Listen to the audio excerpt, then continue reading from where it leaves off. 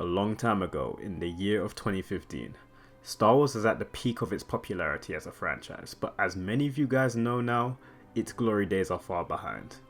Going even further back when George Lucas still owned the series, in the year 2000, LucasArts collaborated with a relatively small studio at the time by the name of BioWare to create a Star Wars RPG set before the prequel trilogy, which became Star Wars Knights of the Old Republic, which released in 2003. The first KOTOR game received critical praise, and even till this day is considered one of the best RPGs ever made. So BioWare immediately began production on KOTOR 2 and... oh, they gave the franchise to another studio. Yes, after the critical success of KOTOR 1, BioWare gave the keys to the franchise to another small studio by the name of Obsidian Entertainment, and LucasArts awarded them with a 14-month development time.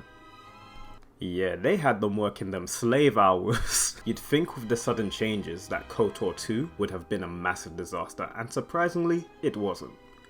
It was just technically broken and had loads of missing content, including quests that in the original game could not be completed. The reception of KOTOR 2 was quite lukewarm, with most people at the time, including myself, yes I know I'm in my unk stage, holding the belief that KOTOR 1 was the better game. However, over time, that opinion changed due to multiple factors, which are all equally important, including the release and accessibility of the restored content mod, the reception of Star Wars content that has been released post George Lucas, and the existence of this character. Now, don't get me wrong, the entirety of KOTOR 2 has been revised and accepted by the masses as a dark Star Wars story, which is very different from the George Lucas-like KOTOR 1 to the storytelling of Disney Star Wars. But the one character that carries this story is Kreia. Like many before me, I would like to examine Kreia's character, add my own thoughts and opinions to the conversation, and overall share with you guys the brilliance of KOTOR 2's writing, which many of you may or may not have experienced. Before we get into that though, I would like to make sure you guys have left a like and subscribed. We're on the way to 1,000 subscribers, and with your help, we'll definitely hit it very soon. With that out the way, thanks again, and I hope you guys enjoyed the video. Before we explore what Kreia's plans and motives were, I'll need to first introduce her and explain who she is, in which is already a mystery on itself. In game, the only information we are given is that Kreia was once a Jedi Master who was one of Revan's teachers, and once Revan turned to the dark side and started the Jedi Civil War, she was outcasted by the Jedi due to her teachings, which they thought were the reason why Revan turned to the dark side. After that, she ended up on Malachor 5 and essentially inherited the Trace Academy and dark side teachings from Revan, which in turn corrupted her as she gave in to the dark side. While Revan was saving the galaxy in the first game, Kreia, or Darth Treya, ended up building a Sith Order on her own and took on 2 apprentices, with those being Darth Nihilus and Darth Sion. As is the way of the Sith, they eventually betrayed her, which I'll let you guys see as I do want to discuss this scene.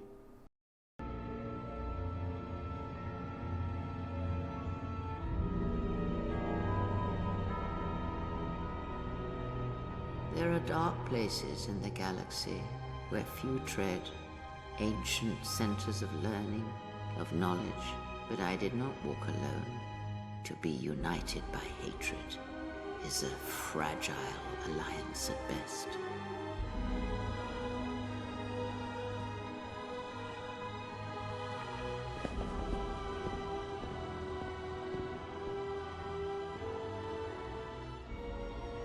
But my will was not law. There were disagreements, ambition, and hunger for power.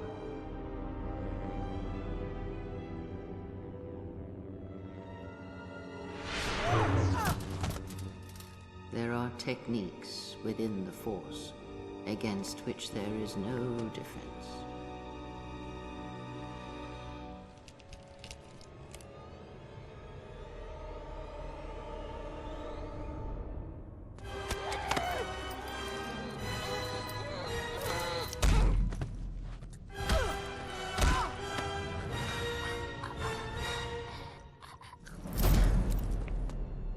I was cast down, stripped of my power. suffered indignities and fell into darkness. Which led to her renouncing her allegiance to both orders and becoming Kreia. The Sith Triumvirate, which is Kreia, Nihilus and Sion, are a very sad group who were all brought together by their hatred of the Jedi. Nihilus wasn't really a normal living creature anymore, but he hated the Jedi for their involvement with the Mandalorian Wars, which led to Revan activating the Mass Shadow Generator weapon, which destroyed his life and turned him into a monster. Sion's only purpose was to serve the Sith, as he should already be dead from wounds and old age, but his hatred for the Jedi is what keeps him alive.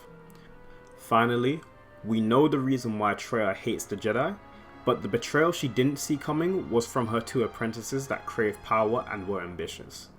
Specifically from that scene, Kreia stated that she suffered indignities which could imply a multitude of things, ranging from slavery to assault, which are all things the Sith would partake in.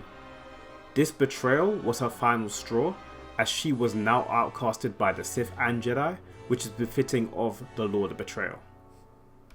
Now, before we move on to the next part of this examination, I do need to address a popular fan theory that Kreia is actually the Jedi Master Aaron Kai, which there are many clues that will suggest this.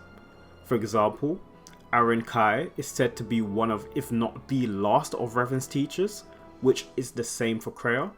She was said to have died in the Mandalorian Wars, but nobody was recovered, and she has similarities to Brianna the Handmaiden, who, for those of you that don't know, is the Aaron Kai's daughter. There are other clues that again will suggest this connection, which is why in my opinion I think this is true, but obviously is not confirmed. This would add even more complexity to Kreia's character, and it also makes sense that she took parts of her original name and her Sith name to create the alias Kreia. With nowhere left to place her hatred, Kreia focused it on the Force itself, as the only reason why she had to endure her suffering was because of the will of the Force. This hatred spiraled into a master plan to effectively kill the Force, which she concocted once she met the Jedi exile, Meetra Surik. Now, the reason why Meetra Surik is so important is because, like Nihilus, she is a wound in the Force, but her ability is essentially to be a massive black hole in the Force, which everyone is attracted to. This is actually the explanation as to why you level up in KOTOR 2, as Meetra absorbs the life energy of the people she kills, so she effectively is constantly getting stronger by absorbing the pain, war and suffering, which is only further amplified starting with the deaths at Malachor 5. This makes her a ticking time bomb once she learns to feel the Force again, because the reason why she was cut off from the Force in the first place is because she subconsciously did it to shield herself from the echoes of death in the Force at Malachor 5, which were unbearable. If she dies specifically at the point of curation of the wound, which would be Malachor, those echoes along with the new ones she absorbed will travel through the Force, which would deafen people to the Force and force them to either cut off their connection to it or die. Once Kreia discovers this, she hatches the plan to become Meetra's master to help her feel the Force again, to find out how she cut herself from the Force without dying, and why she did it, which would all further her goal to destroy the Force. Interestingly, Meetra and Kreia incredibly early on develop a bond known as Force Chain, which links their lives together, meaning they can feel pain between each other, as well as positive changes such as buffing Force powers. Now, this ability, in my opinion, is very intentional, but on the surface, the game portrays it as a random occurrence. The reason why I believe this is because the ability could have been named Force Bond, but our bond is freely breakable, whereas a chain implies that someone in power has specifically linked both of these characters. Before I go more in depth with this idea, I do want to admit that this isn't my idea, I did not come up with it, however I do want to add on to it. The first culprit on who made the chain is the star of the video, as she quickly explains that she has no knowledge as to why this chain has occurred, and only suggests it could have happened due to Kreia and Meetra being master and apprentice, as bonds do form in those circumstances. However, in-game, you can notice this ability is active even before it's officially mentioned, so if we are taking the gameplay as confirmation, we can rule out the bond being formed from master and apprentice. The reason why I'm looking closer into this specific aspect is because of the nature of KOTOR being based on D&D, which makes aspects such as abilities much more credible and intentional. In my opinion, I think either Kreia forcefully chained herself to the exile as a form of manipulation, or the will of the Force chained Kreia to the exile, knowing that they'd either both die without reaching Malachor, or Mitra would be too powerful for Kreia to stop by the time they got there. I definitely think that the Force would want to stop someone trying to kill it, so in another cruel twist of fate, it intentionally chained Kreia to the only person who would be able to stop the Synth Triumvirate. And even if she failed, there wouldn't be another threat to the Force other than Nihilus, but he isn't as problematic as Mitra. The only other explanation for the chain is Mitra's ability to bond with people quickly, but unlike most of the other party members, Kreia doesn't show any signs of being influenced by Mitra, which would imply that the only bond they have is through the chain. Lastly, it's not explained why when Kreia dies, Mitra doesn't, and seemingly Kreia knew this as she's confident that Mitra will go on to find Revan. Again, this further implies Kreia or the Force created the chain, or maybe Kreia wasn't bothered if Mitra died when she did, as it would have deafened the Force. Okay, so while I'm recording this, I've legit just thought about this as well. Possibly the reason why Kreia is so confident that Mitra will go on to find Revan is simply because she can look into the future, which would make a lot more sense as well, which we do see at the end of the game when she tells Mitra what will happen to the party members, and obviously she can't look all the way into the future, but she can say a couple of things about the planets and things of that nature. With all of that out of the way, that begs the question, is Kreia in the right for wanting to destroy the Force? Or at least sever the connection that people have to it? Well, from her perspective, she is completely justified as the will of the Force guided her to a very miserable existence, resulting in exile. It's important to note here that the Force cannot control living beings, as we've seen with the corruption of the dark side in prominent characters, such as Anakin Skywalker, who was created to bring balance to the Force but was obviously late by 20 plus years. However, the Force will guide people to certain outcomes, which is even acknowledged by Kreia throughout the entire journey, which is the specific thing that Kreia hates. The idea that the Force has its own plan and won't hesitate to play with people's lives is sickening to her, as she believes that everyone should have free will that is unaltered by the Force. This is quite a grand concept to think about, especially with how the story is presented, which essentially makes KOTOR 2 a side story. Think about it. Revan has fought in the huge Jedi Civil War, he saved the Republic from Malak, and now he's gone off to find the true Sith, whereas all we do in game is go to these war-torn planets. Canonically, we attempt to heal these planets in mostly minor ways in virtue of us being the only remaining Jedi, and we attempt to support the Republic wherever we can, with the main source of support coming from defeating specifically Nihilus. Obviously, there are other ways you do help the Republic, such as the Onderon crisis as well as getting fuel for Tilo Station, but those are kind of minuscule compared to the threat of Nihilus. In my opinion, it seems as if Kreia didn't like the idea of being a pawn in service of the Force, as her role is in no way desirable. This is another reason why she thought that Mitra was perfect, as she wasn't able to be affected by the Force in this way, so this gave Kreia the opportunity to prove to the Lost Jedi Masters that their teachings and beliefs were wrong. Without direct influence from the Force, canonically Mitra helps the galaxy in an incredibly short period of time, whereas the Lost Masters were letting it rot around them. Even when Mitra is presented to these Jedi, they reject her and attempt to cut her off from the Force again, due to their dogmatic views and over-reliance on the Force, which is actually another great parallel to the prequel trilogy, and paints the Jedi as a cyclical self-destructive order, but that's for another video.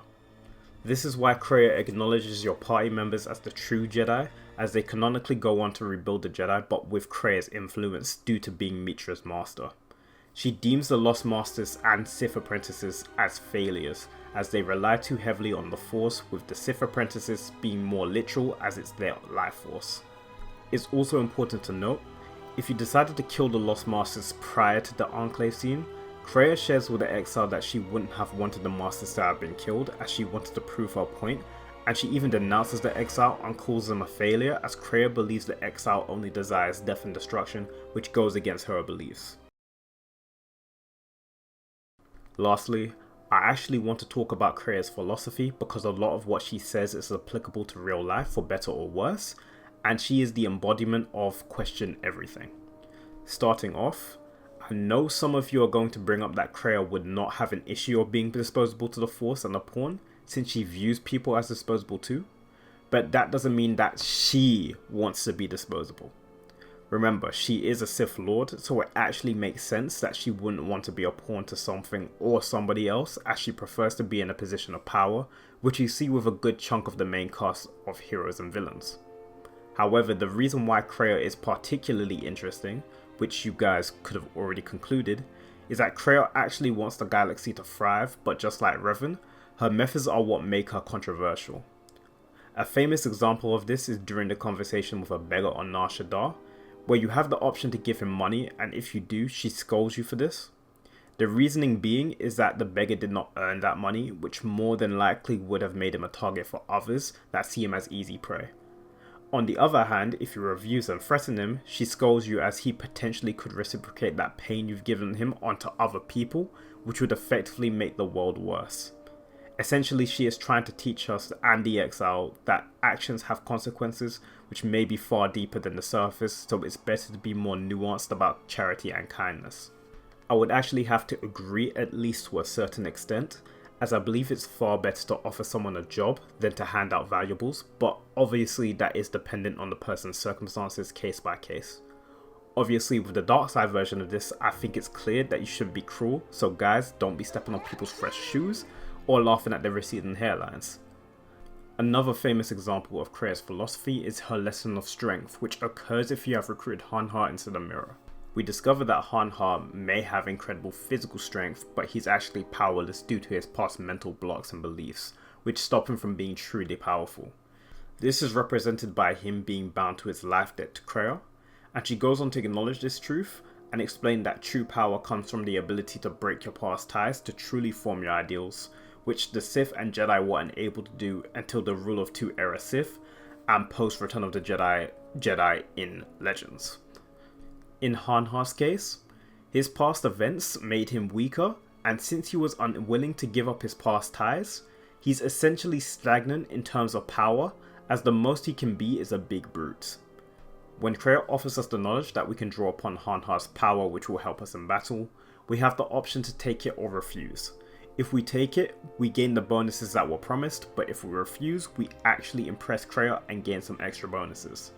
This is because she believes that relying on someone else's strength is not true power, which actually ties into the last example with the beggar, as strength needs to be earned. Again, I agree to a certain extent, as past ties and out-of-date rules will hold you back if you allow them to, as we all need to constantly adapt to become better as people. Also, relying on other people's strength, in my opinion, isn't true power either. I think that you should have good people around you and accept their help, but if your entire position in life is based on who you know and not what you know, you essentially don't have substance as a person. Now, I know a lot of people will probably disagree with that, especially in this economic climate, but your value as a person should never be external, otherwise are you actually valuable? Finally, the last lesson that I want to highlight is one that isn't necessarily directly from Kreia, but it includes one of her famous quotes. During the exploration of the Sith caves on Korriban, you can come across a vision of Kreia and the rest of the Ebon Hawk crew ready to fight each other. In this scenario, you're given the choice to either side with Kreia, the crew, or side with nobody. The most interesting option happens when you side with nobody, as you get this scene. Influence will end. Your friends are all arrayed against me. Will you stand for this?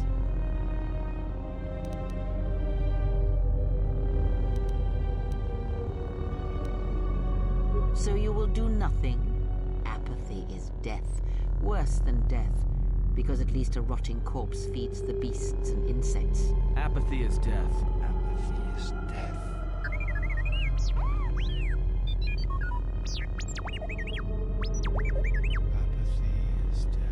Apathy is death. Statement: apathy is death. Apathy is death. Apathy is death. Apathy is death. Apathy is death. What makes this interesting is that it highlights the downfalls of inaction, which is why the galaxy is broken in the first place, from the Mandalorian Wars to the Lost Jedi refusing to help the planets they inhabit. Relating this to real life, it shows us how refusing to act is essentially refusing to live, as you might as well not be around, which I think is quite harsh, but there are merits to the overall lesson of what this scene is trying to say. In conclusion, Kreia, as we all know, is an incredibly complicated character, and the reason why she is one of the more popular characters in Star Wars is because she calls out the common tropes and themes within the series. Her character stands the test of time as the scope of her plan has never even been replicated by other official sources, and the justification for her actions makes a lot of sense. Like many other Star Wars characters, she is tragic as the life that the Force guided her through was simultaneously depressing and insignificant, which are themes that surround the story of KOTOR 2. Hopefully one day we get another character that asks the same questions and truly leaves a lasting impression in Star Wars, but only time will tell with that. Okay, so that's the end of the video. Thank you guys very much for watching. If you want to see more Knights of the Old Republic content, make sure to leave a like, subscribe, and also make sure to comment down below what you guys want to see. If you want me to be completely honest, I do want to do a in-depth analysis on the entirety of KOTOR 1 and KOTOR 2, but I would need to essentially get a gauge of whether or not you guys would want to see that. So all the support that you leave on this video will kind of push towards me working on that video. Obviously, if it doesn't do that well, obviously I won't be able to essentially put my time into that, because that would be a long project. But I'm hoping that's the case. I'm hoping I will be able to look into both Knights of the Old Republic games in a lot more depth. And obviously, if you guys just want to see more video essays on characters in Star Wars in general, leave that in the comments below as well. I can do Revan, I can do Anakin, I can do, even if you guys want it, I don't know if you guys would want that, but Rey, I could. Me personally, I'm obviously not the most interesting Star Wars character, but you get what I'm trying to say. So just make sure to let me know, and I'll get on to it. But other than that though, again, thank you guys so much, especially if you made it to this part of the video, and I'll see you guys next time. Take care and have a lovely rest of your day.